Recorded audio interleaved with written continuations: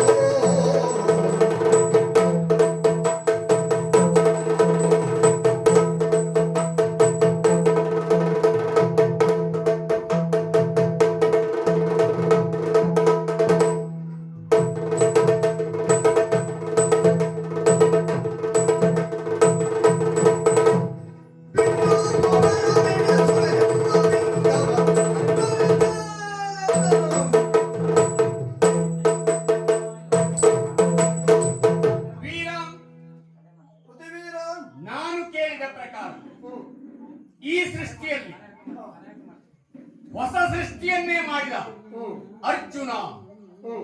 ಹಿಂದೆ ಕಾರ್ಕವೀರ ಅರ್ಜುನ, ನಾಗಾರ್ಜುನ ಎಲ್ಲ ಇದ್ರಂತೆ.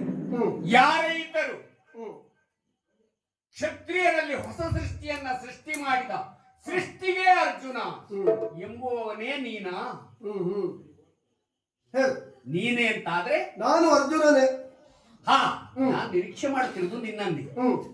ಯಾಕೆಂದ್ರೆ ನನ್ನಂತಹ ವೀರ ಕ್ಷತ್ರಿಯ ಮಕ್ಕಳು ಇವತ್ತು ಯುದ್ಧೋತ್ಸಾಹಕ್ಕೆ ತೊಡಗುತ್ತೇವೆ ಅಂತಾದ್ರೆ ಆದರ್ಶವಾಗಿಟ್ಟುಕೊಂಡಿರುವುದು ನಿನ್ನನ್ನ. ಒಳ್ಳೆ ತಿಳಿದುಕೊಂಡಿದ್ದೆ ಅಂತ ಆಯ್ತು. ಖಂಡಿತ. ಯಾಕೆಂದ್ರೆ ರಣಕಣದಲ್ಲಿ ಯುದ್ಧ ಮಾಡುವುದಕ್ಕೆ ನೈಪುಣ್ಯತೆ ಎಷ್ಟು ಬೇಕು, ಸಾಮರ್ಥ್ಯ ಎಷ್ಟಿರಬೇಕು, ಅಭ್ಯಾಸ ಎಷ್ಟು ತಿಳಿದಿರಬೇಕು, ಇದೆಲ್ಲವನ್ನ ಅನೇಕ ನನ್ನಂತ ಕ್ಷತ್ರಿಯರು ನನ್ನ ಆದರ್ಶವಾಗಿಟ್ಟುಕೊಂಡಿದ್ದಾರೆ.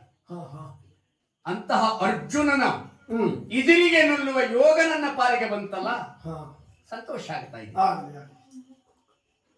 ನಿನ್ನ ಅಶ್ವವನ್ನ ಅಂದ್ರೆ ನಿಮ್ಮಿಂದ ಬಿಡಲ್ಪಟ್ಟ ಅಶ್ವವನ್ನ ಕಟ್ಟಿದವ ನನ್ನ ತಂದೆ, ಸೇನೆಯ ನೇತಾರನಾಗಿ ಯುದ್ಧಕ್ಕೆ ಬಂದವ ನಾನು, ಅವನ ಮಗ ಸುಧನ್ವ. ಕೆಲವೊಮ್ಮೆ ಜೀವನದಲ್ಲಿ ಯುದ್ಧ ರಂಗದಲ್ಲಿ ನಡೆಯುತ್ತಾ ಇದ್ದರೂ ಈ ಸಾಮರ್ಥ್ಯವೆನ್ನುವುದು ಕುಂಠಿತವಾಗಬಾರದು ಅಂತೇನಿಲ್ಲ. ಸಾಧ್ಯತೆ ಇದೆ, ನಿರೀಕ್ಷೆ ಆಗಲೇಬೇಕು ಅಂತಲ್ಲ, ಆಗುತ್ತದೆ. ಒಳ್ಳೆ ಕಲ್ಪನೆ. ಹಾಗೆ ಯೋಚನೆ ಮಾಡಿದ್ರೆ ನಿನ್ನ ಸೇನಾನಿಗಳು ಯಾರು ಇವತ್ತು ಚೈತನ್ಯ ರೂಪಿಗಳಿಲ್ಲ, ಧರೆಯಲ್ಲಿ ಹೊರಗಿದ್ದಾರೆ. ಅರ್ಜುನನೊಬ್ಬನೇ ಯುದ್ಧ ಮಾಡಬೇಕು ಅಂತಾದ್ರೆ ಸೇನೆಯ ಅಗತ್ಯ ಇತ್ತ? ಹಾ. ಕೇಳುವುದಷ್ಟೇ. ಹಾ, ಇತ್ತಾ? ಸರಿ ಸರಿ ಸರಿ. ಅರ್ಜುನನಿಗೆ ಸಾಮರ್ಥ್ಯ ಒಬ್ಬನೇ ಹೋರಾಡಬಲ್ಲ ಯೋಗ್ಯತೆ ಇಲ್ವಾ? ಹ್ಮ್ ಉಂಟು. ಆದರೂ ಸೇನೆ ಇಲ್ಲ ಹ್ಮ್ ಎಂಬಲ್ಲಿಗೆ ನಮ್ಮ ತರ್ಕ, ಸಿದ್ಧಾಂತ ಅಲ್ಲ. ಹ್ಮ್ ಈಗ ನಿನ್ನ ಪರಿಸ್ಥಿತಿ ನನ್ನ ತಿಳಿವಳಿಕೆಯ ಪ್ರಕಾರ ಪ್ರತಿಕೂಲ ಸ್ಥಿತಿ ಅಂತ ನನಗೆ ಕಾಣ್ತದೆ. ಹಾ ಹಾ. ಈಗ ನಿನಗೆ ಎಡಕ್ಕೆ ಬಲಕ್ಕೆ ಇಲ್ಲ, ಹ್ಮ್ ಏಕಾಂಗಿ. ಹ್ಮ್ ಈ ಪರಿಸ್ಥಿತಿಯಲ್ಲಿ ಹಾ ಕಟ್ಟಿದ ಕುದುರೆಯನ್ನ ಹಾ. ಬಿಟ್ಟು ಹೋಗ್ತೀಯೋ ಹ್ಮ್ ಅಲ್ಲ ಬಿಡಿಸುತ್ತೇನೆ ಅನ್ನುವಂತ ಬಿಂಕ ಇದೆಯೋ ಹ್ಮ್ ಆದಷ್ಟು ಬೇಗ ಹೇಳ್ಕೊಳ್ಳಿ. ಬೇಗ ಹೇಳಿದೆ, ಬೇಗ ಹೇಳು ಅಂತ ಹೇಳ್ತಿದ್ದೀಯಲ್ಲ, ಹಾ ಅಷ್ಟು ಬೇಗ ಹೇಳುವ ವಿಷಯ ಅಲ್ಲ. ಹಾ. ಆದ್ರೆ ಹಾ. ಹೇಳುತ್ತಿರುವ ನಿನ್ನ ಕುರಿತಾಗಿ ಯೋಚಿಸಬೇಕು ನಾನು. ಏನು ಹುಡುಗ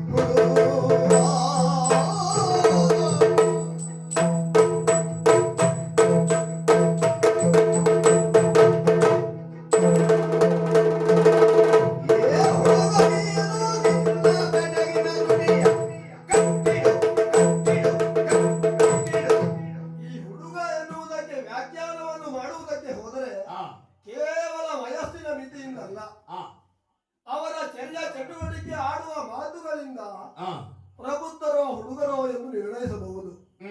ಇಲ್ಲವಾಗಿದ್ದರೆ ಸಂಗ್ರಾಮ ಕ್ಷೇತ್ರದಲ್ಲಿ ನೀನು ಹುಡುಗ ಅಂತ ನಾನು ಹೇಳುವಾಗಿಲ್ಲ. ಮುಖದ ಮೇಲೆ ಮೀಸೆ ಬಂದಿದೆ, ಸದಾ ಹೋರಾಡುವ ಮನಸ್ಸು ಹೌದು. ಆದರೆ ಕೇಳುತ್ತಿರುವಂತಹ ಪ್ರಶ್ನೆ ಕೊನೆಯಲ್ಲಿ ಕೇಳಿದಂತಹ ತಟ್ಟನೆ ಉತ್ತರಿಸಬೇಕು ಎನ್ನುವಂತಹ ಒಂದು ಮಾತು ಎಲ್ಲ ಯೋಚಿಸಬೇಕು. ಸೃಷ್ಟಿಗೆ ಅರ್ಜುನನೇ ನೀನು. ಹೌದು ಹೌದು, ಸೃಷ್ಟಿಗೆ ಅರ್ಜುನನು ಹೌದು, ಸಿದ್ಧವಾದಂತಹ ಸೃಷ್ಟಿಯಲ್ಲಿ ಅರ್ಜುನನು ಹೌದು. ಸರಿ, ಇದರ ಅರ್ಥ ಬೇರೆ. ಶತಶೃಂಗ ಪರ್ವತದಲ್ಲಿ ಅರ್ಜುನನ ಸೃಷ್ಟಿಗಾಗಿಯೇ ಸೃಷ್ಟಿ ಸಿದ್ಧವಾಗಿತ್ತು, ಕಾಯುತ್ತಿತ್ತು. ಋಷಿ ಮುನಿಗಳಿಗೆ ಇಂತಹ ಒಂದು ವ್ಯಕ್ತಿ ಲೋಕಕ್ಕೆ ಬೇಕು ಎನ್ನುವಂತಹ ಕಲ್ಪನೆ ಇತ್ತು.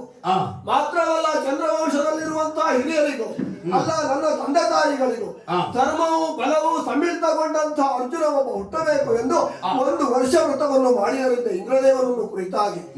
ಆ ಕಾರಣದಿಂದ ಆ ಸೃಷ್ಟಿಯಲ್ಲಿ ಪೂರಕವಾಗಿ ಹುಟ್ಟಿದವ ನಾನು. ಹುಟ್ಟಿದಂತಹ ಕಾಲದಲ್ಲಿ ಅಶರೀರವಾಣಿಯಾದದ್ದು ಕಾರ್ತವೀರ್ಯ ಕುಂತಿ ಶಿವತುಲ್ಯ ಪರಾಕ್ರಮ. ಇದು ಅರ್ಜುನನ ಸೃಷ್ಟಿಗೆ ಪೂರಕವಾಗಿ ಸಿಕ್ಕಂತಹ ಒಂದು ಮಾತು. ಮಾತ್ರವಲ್ಲ, ಕೇವಲ ಅದನ್ನೇ ಬಂಡವಾಳವಾಗಿರಿಸಿಕೊಂಡು ಜೀವನವನ್ನು ಸಾಗಿಸಿದವನಲ್ಲವ ಹುಡುಗ. 105 ಶಿಷ್ಯರಿಗೆ ಪಾಠವನ್ನು ಮಾಡುತ್ತಾ ಗುರುಗಳಾದಂತಹ ದ್ರೋಣಾಚಾರ್ಯರು ಹಕ್ಕಿಯೊಂದರ ಪಕ್ಷಿಯನ್ನು ಗುರಿಯಾಗಿರಿಸಿಕೊಂಡಾಗ ಅದರ ಅಕ್ಷಿಯನ್ನು ಹಿರಿದಂತಹ ಅರ್ಜುನ ನಾನು. ಬಾಲ್ಯದಲ್ಲೇ ಧನುರ್ವಿದ್ಯದ ಮಹತ್ವ ಏನು ಎನ್ನುವುದನ್ನ ಅರ್ಥವಿಸಿಕೊಂಡು ಪ್ರದರ್ಶನ ಕೊಟ್ಟವನು. ಏಕೆ ಕೆಳಗಿರುವಂತಹ ಎಣ್ಣೆ ತೈಲವನ್ನು ನೋಡಿ ಆ. ಮೇಲೆ ತಿರುಗುತ್ತಿರುವಂತಹ ಮತ್ಸ್ಯಲಾಂಛನವನ್ನು ಭೇದಿಸಿ ಪಾರ್ಥನ ಧನುಶಕ್ತಿ ಏನು ಎನ್ನುವುದನ್ನು ಲೋಕಕ್ಕೆ ತೋರಿಸಿಕೊಟ್ಟವನು. ಆ ಕೊಂಬಿನಿಯಿಂದ ಅಮ್ಮನಕ್ಕೆ ಅಮ್ಮಿನ ಮನೆಯಿಂದ ಸೇತುವೆಯನ್ನು ಕಟ್ಟಿದವನು ಮಾತ್ರವಲ್ಲ, ಆ ಪೂರ್ವದಲ್ಲಿಯೇ ಆ ಸ್ವರ್ಗಲೋಕದ ವಜ್ರ ಸ್ತಂಭ ಎಲ್ಲಿದೆ ಎನ್ನುವುದನ್ನು ಕಲ್ಪಿಸಿಕೊಂಡು ಗುರಿಯಾಗಿ ಶರಸಂಧಾನವನ್ನು ಮಾಡಿದವನು. ಹೆಚ್ಚೇಕೋ ಹೇಳುತ್ತಾ ಹೋದರೆ ಅರ್ಜುನನ ಯಶೋಗಾಥೆಯನ್ನ ನಾನು ಆತ್ಮಸ್ತುತಿಯನ್ನು ಮಾಡಿಕೊಂಡ ಹಾಗೆ ಆಗಿ ಹೋಗುತ್ತದೆ ಹುಡುಗ. ಹಾಗಾಗಿ ಹೇಳುತ್ತೇನೆ, ಅದೆಲ್ಲ ಸೃಷ್ಟಿಗೆ ಮೂಲ ಪುರುಷರಾದಂತ ಅರ್ಜುನ ನಾನೇ. ಇನ್ನು ಹೇಳಿದೆಯಲ್ಲ, ಬಿಟ್ಟು ಪೋಪೆಯ ಬಿಡಿಸುವೆನೆಂಬ ಬಿಂಕವು ಎಲ್ಲಿ ಇಟ್ಟಂತಹ ಹೆಜ್ಜೆಯನ್ನು ಹಿಂದಿಟ್ಟು ಕೈಗೊಂಡಂತಹ ಕಾರ್ಯವನ್ನು ಅರ್ಜುನ ಬಿಟ್ಟು ಹೋದ ದಾಖಲೆಯೇ ಇಲ್ಲ.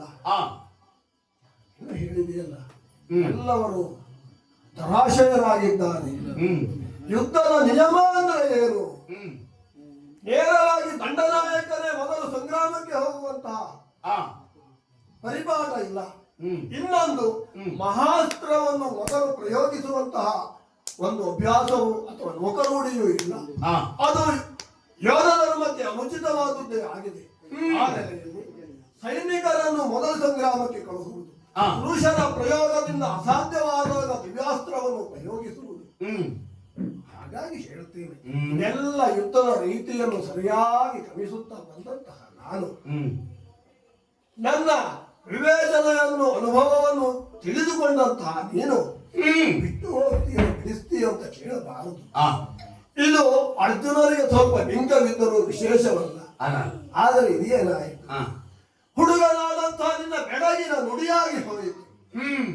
ಈ ಬೆಡಗಿನ ನುಡಿ ಆಡಬೇಡ ಅಂತ ಹೇಳುವುದಿಲ್ಲ, ಇದನ್ನು ಕಟ್ಟಿಡು, ಮತ್ತೆಲ್ಲಾದ್ರೂ ಪ್ರಯೋಜನವಾದೀತು. ಇವತ್ತೇ ಪೂರ್ತಿ ಕಳ್ಕೊಳ್ಳೋದು ಬೇಡ. ಆದರೆ ಯಾವುದನ್ನು ಕಟ್ಟಿಡಬೇಕು ಅದನ್ನು ಕಟ್ಟಿಡಬೇಕು, ಯಾವುದನ್ನು ಬಿಡಬೇಕು ಅದನ್ನು ಬಿಡಬೇಕು. ಅದನ್ನು ಕಟ್ಟಿಟ್ಟ ಮೇಲೆ ಬಿಡುವುದೇನು? ಈಗ ನಾವು ಮುಚ್ಚಿಡುವುದು ಯಾವುದು, ಬಿಡುವುದು ಯಾವುದು? ಈಗ ಬೆಳಗಿನ ನುಡಿಯನ್ನು ಮುಚ್ಚಿಡಬೇಕು, ಕಟ್ಟಿಡಬೇಕು, ಸಂದರ್ಭಕ್ಕಾಗಿ ಕಟ್ಟಿಡಬೇಕು. ಈಗ ಬಿಡಬೇಕಾದದ್ದು ಬಂಧಿಸಿದ್ದೀರಲ್ಲ, ಹೌದು, ಅರ್ಜುನನ ಹಯವನ್ನ ಅದನ್ನ ಬಿಡಬೇಕು. ಅದು ಬಿಡುದು. ಹಯವನ್ನು ಬಿಟ್ಟ ನಂತರದಲ್ಲಿ ಉಂಟು ಕಾರ್ಯ. ನಮ್ಮ ಪಡೆಯನ್ನು ಸೇರಿಕೊಳ್ಳಬೇಕು.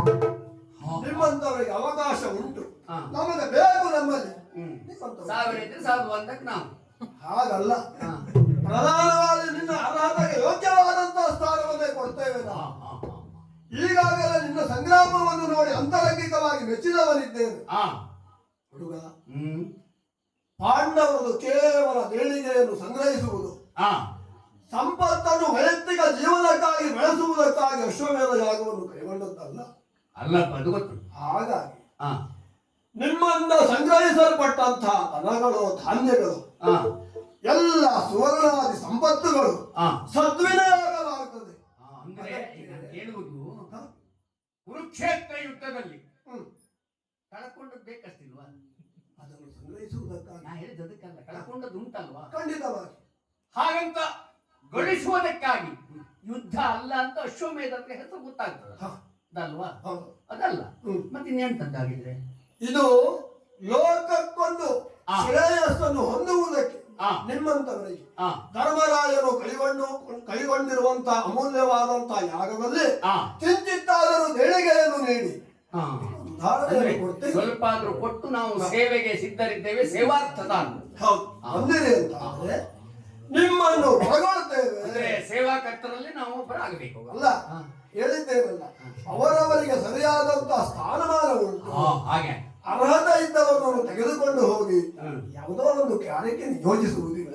ನಿಮ್ಮ ದಕ್ಷಿಣಾಪದದವರಾದಂತಹ ಯುವರಾಶ್ವಾದಿಗಳನ್ನು ಕೇಳಿದರೂ ಪಾಂಡವರು ಎಂತ ಸ್ಥಾನಮಾನವನ್ನು ಕರುಣಿಸುತ್ತಾರೆ. ಖಂಡಿತ. ಆದ್ದರಿಂದ ಹೇಳ್ತೇವೆ, ಅದಕ್ಕಾಗಿ ನಮ್ಮ ಪಡೆಯನ್ನು ಸೇರು, ಒಳಗೊಳ್ಳುತ್ತೇವೆ, ಸಂಪತ್ತನ್ನು ಕೊಡು, ಅಶೋಕವನ್ನು ಬಿಡು.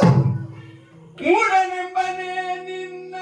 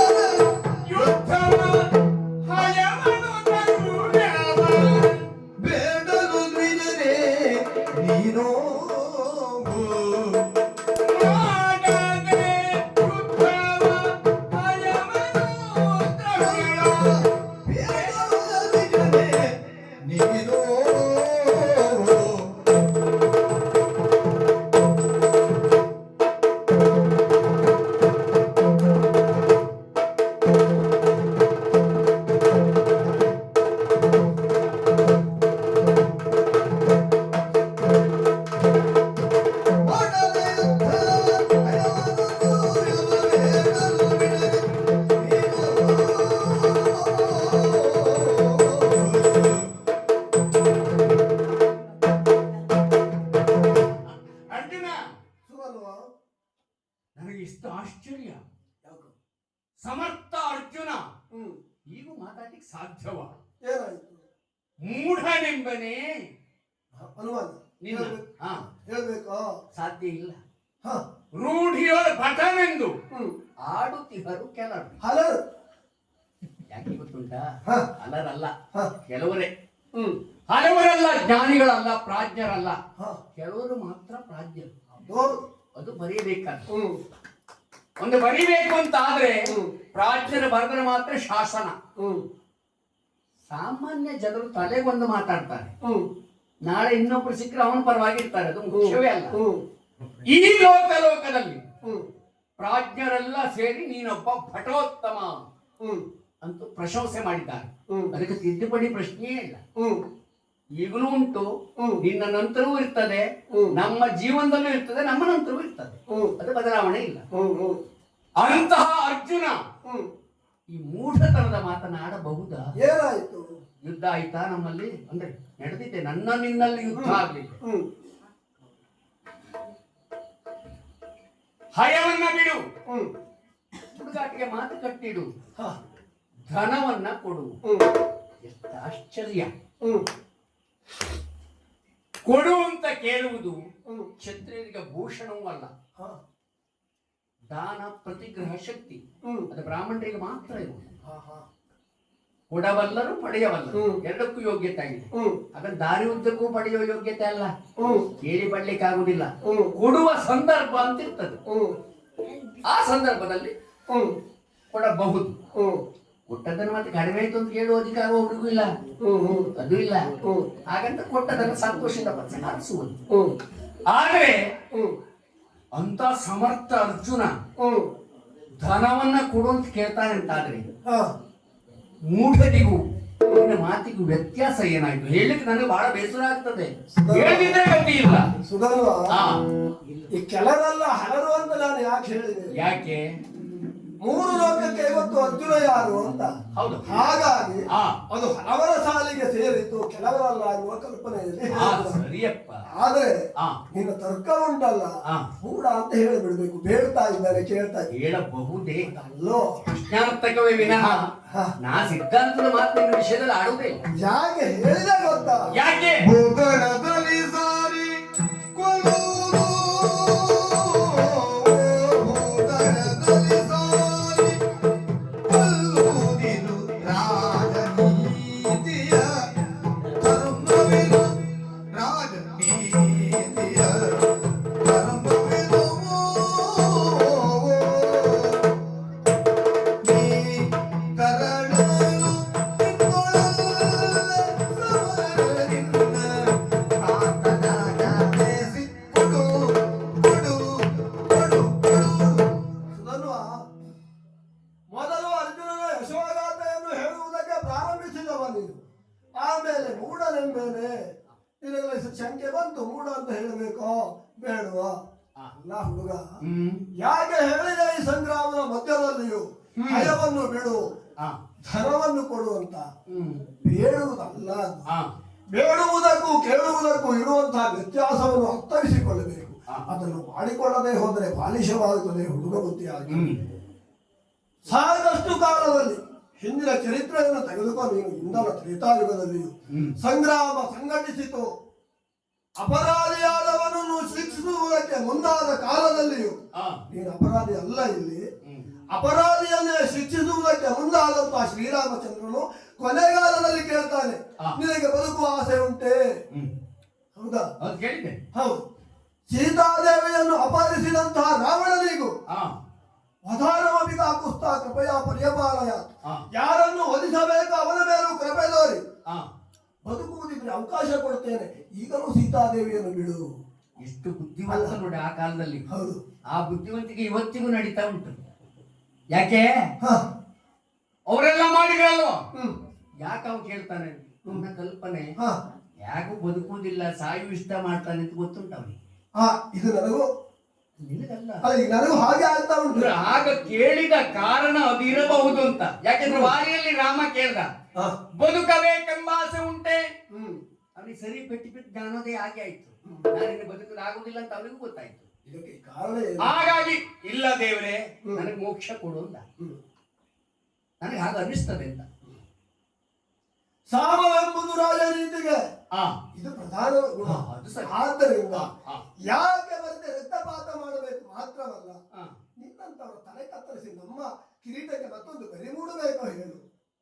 ಅಲ್ಲಪ್ಪ, ಅಲ್ಲ, ನಡೆಯುವಂತ ಅರ್ಜುನನಲ್ಲಿ ಆದಂತ ಸಂಗ್ರಾಮದ ಇಲ್ಲಿಯವರೆಗಿನ ಚರಿತ್ರೆಯನ್ನು ನೀನು ಅರ್ಥೈಸಿಕೊ. ಹಾಗೆ ಸಾರಿ ಕೊಲ್ಲುವುದಿದು ರಾಜ ನೀತಿಯ ಧರ್ಮವಿದು. ಸರಿ. ಅದರಲ್ಲಿಯೂ ನೀ ತರಳನು, ನೀ ಹುಡುಗ, ಹಾಗೆ ನನ್ನ ವಯಸ್ಸಿನಲ್ಲಿ ಸಮಾನವಾದಂತಹ ನಿನ್ನ ತಂದೆ ನಿಂತಿದ್ದರೆ ನಾನು ಸಾರಿ ಹೇಳುವಂತಹ ಒಂದು ಪ್ರಮೇಯವೇ ಬರ್ತಾ ಇರ್ತೀನಿ. ವಯಸ್ಸು ಸರಿಸಾಮಾನ್ಯ ಇದ್ರೆ ತಲೆ ಕಡ್ದೊಡ್ಡಿಲ್ಲ.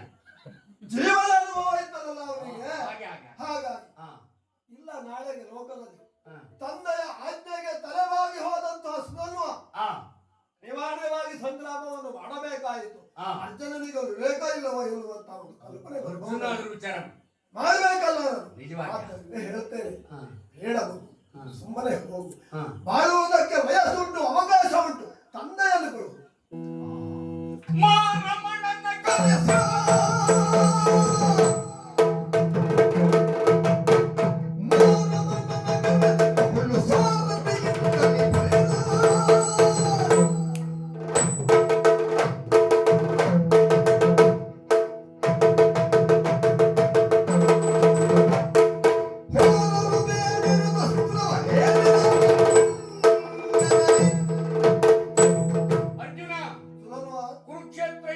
ಭೀಷ್ಮಾಚಾರ್ಯಲ್ಲಿ ಯುದ್ಧ ಮಾಡಿದವ ನೀನಲ್ವಾ? ಹೌದು. ಅವಾಗ ವಯಸ್ಸಿಗೆ ಏನ್ ಸಂಬಂಧ ಬರ್ಲಿಲ್ಲ ಅಲ್ಲ? ಬರ್ಲಿಲ್ಲ. ಅಂದ್ರೆ ಯುದ್ಧ ರಂಗದಲ್ಲಿ ವಯಸ್ಸೇ ಪ್ರಧಾನ ಅಂತ ಹೇಳುವುದಕ್ಕೆ ಸಾಧ್ಯವಿಲ್ಲ. ಈ ಸಾಹಸ ಎಂಬುದು ಒಂದು ಸಂತಾನಕ್ಕೆ ಒಬ್ಬರಿಗೂ ಮಾರಾಟ ಅಲ್ಲ. ನಿನ್ನಿಂತ ಮೊದಲು ವೀರ ಯೋಧರಿದ್ದಾರೆ, ನಿನ್ನ ನಂತರವೂ ಇರ್ತಾರೆ. ಆಯ್ತಪ್ಪ, ಸಾರಿ ಕೊಂದರೆ ಪಾಪ ಇಲ್ಲ, ಖಂಡಿತ ಇರುವುದು ಹೌದು. ನಾನು ಯುದ್ಧಕ್ಕೆ ಬೇಡ, ನನ್ನ ಅಪ್ಪ ಬರ್ಲಿ ಅಂತ ಹೇಳ್ತೀಯಲ್ವಾ? ನಾನು ತಿಳಿದ ಪ್ರಕಾರ ನಿನಗೂ ಯುದ್ಧದಲ್ಲಿ ಗೆಲುವು ಬೇಕಾ? ಕರೆಸು ಕೃಷ್ಣನನ್ನ.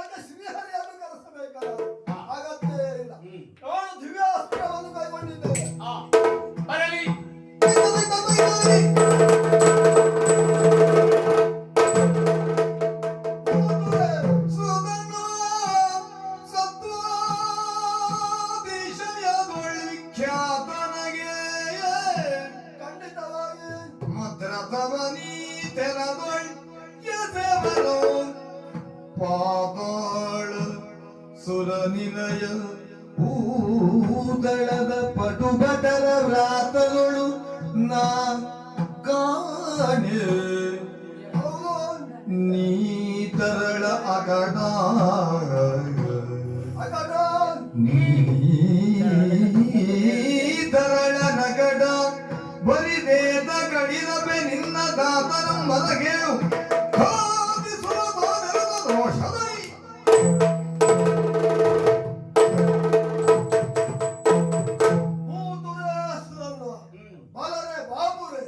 ಗುಣಕ್ಕೆ ಖಂಡಿತವಾಗಿಯೂ ಮತ್ಸರವಿಲ್ಲ ನನಗೆ.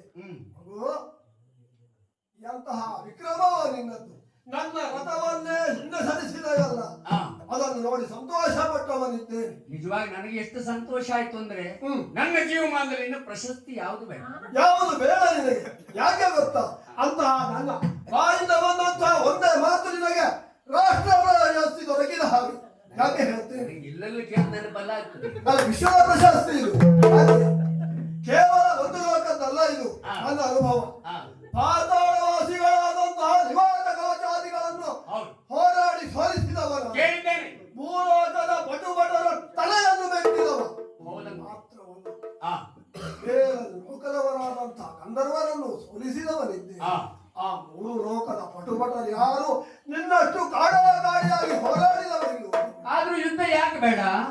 ನೀ ತರಳನ ಆ, ಈ ವಸುಂಧರ ನಿನ್ನಂಥ ಮಕ್ಕಳನ್ನು ಪಡೆದು ಆ, ಧನ್ಯತೆಯನ್ನು ಹೊಂದಿದ್ದಾಳೆ. ಹ್ಮ್, ಭರತ ಭೂಮಿಯಲ್ಲಿ ಹುಟ್ಟಿದಂತಹ ನಿನ್ನಂತಹ ಕುಮಾರರನ್ನ ಹ್ಮ್. ಚಿಗುರಿನಲ್ಲಿ ಕತ್ತರಿಸುವುದಕ್ಕೆ ಮನಸ್ಸು ಬರ್ತಾ ಇಲ್ಲ ಅವನು. ಆ, ಆದ್ದರಿಂದ ಹೇಳ್ತೇನೆ, ಆ, ನೀ ತರಳ ನಕಟ ಹ್ಮ್, ಸಾಯುವುದಕ್ಕೆ ಮನಸ್ಸು ಮಾಡಬೇಡ. ಆ. ಕನಸು ತಂದೆಯನ್ನ ಎಲೆದನಂದಯ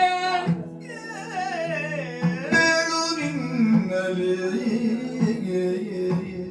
ಎಲೆದನಂದಯ ಕೇಳು ನಿನ್ನಲಿ ಗಲಬಡಿದಳಲೇನೋ ನಿನ್ನಲಿ ಹಲವಡಿದಳಲೇನೋ ಕೃಷ್ಣನ ಲಲಿತ ಸಾರಥ್ಯಗಳಿಲ್ಲದೆ ಕೃಷ್ಣನ ಲಲಿತ ಸಾರಥ್ಯಗಳಿಲ್ಲದೆ ಸಮರ ಮಧ್ಯದುಳು ಹುಳುಮನುಜ ಹುಡುಗರು ಸೋತರಿದ್ದರೆ ನೀ ಗೆಲ್ಲಬಹುದೇ ಗೆಲ್ಲಬಹುದೇ ನೀ ಮರುಳೆನ ನೀ ಮರಳಲ ನೀ ಮರುಳೆನ ನೀ ಮರಳಲ ಹಸ್ತಿನಾಪುರಕ್ಕಿಂತ ಬೆಚ್ಚರ ಶದರಿ